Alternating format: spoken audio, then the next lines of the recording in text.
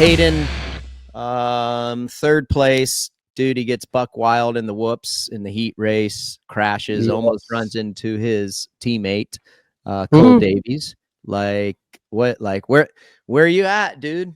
Where are you at with Haiden? I was just going to ask you, are we not, I wouldn't say hitting the panic button. I was going to ask you, Ricky, but are we reevaluating our situation based on how well and how much he's won prior to leading into this, right? Like, I part of me feels like I think that the trend that he was on was going to keep going. That was kind of their thought.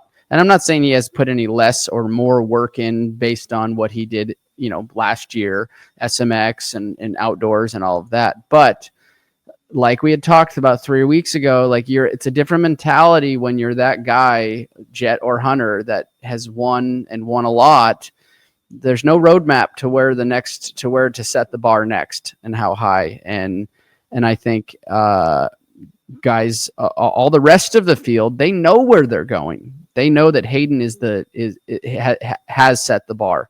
So I feel like that has helped the rest of the riders.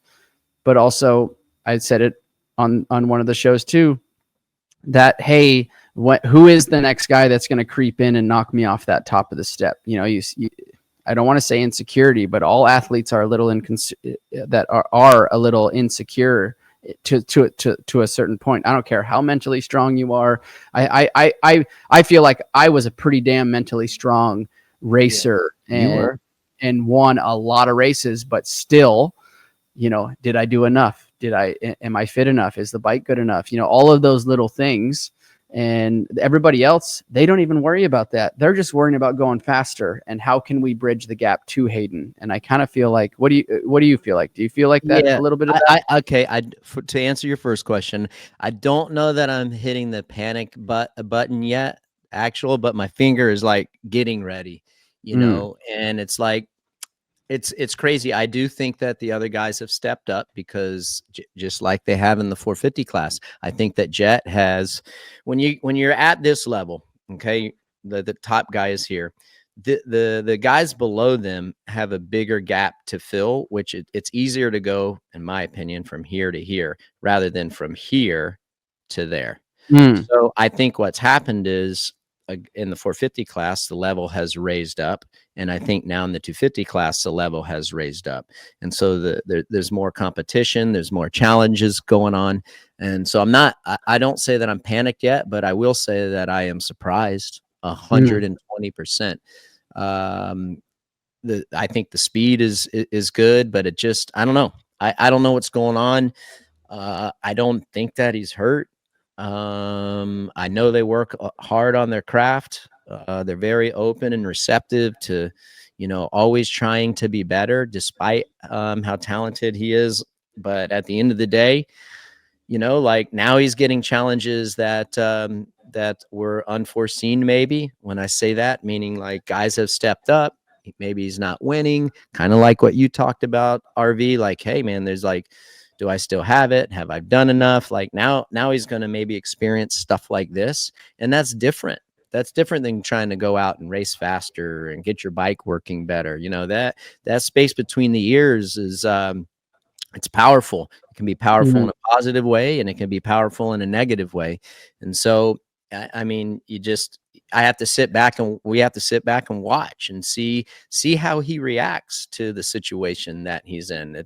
I don't think it's a fun situation, but he says he likes challenges. So now he's being right. And I also think a little bit I think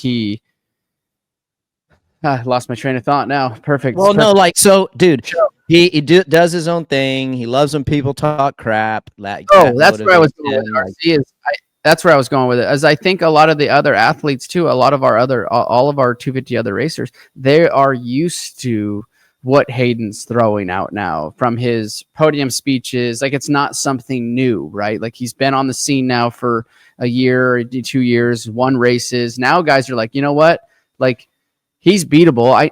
I know we can beat him. Now we've heard all the song and noise and the dance over here. Like, maybe we were I think a lot of guys were like, dude, I don't like his persona and his program and what he's throwing out there. Well, now it's like, hey, guess what? He's here to stay, and you either figure it out or you don't. And I feel like now some of these guys have raised the bar, and they're like, you know what? Like he can do that if he wants, but they're used to it now. They're used to him being on the scene.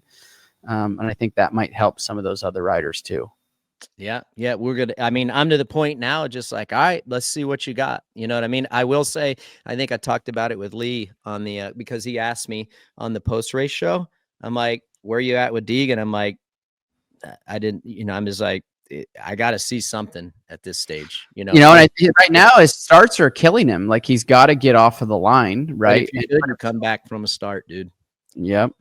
I mean, you did. I did. Like, I mean, if you are the man, you come from you come from a 5th, 6th, 7th place start, right?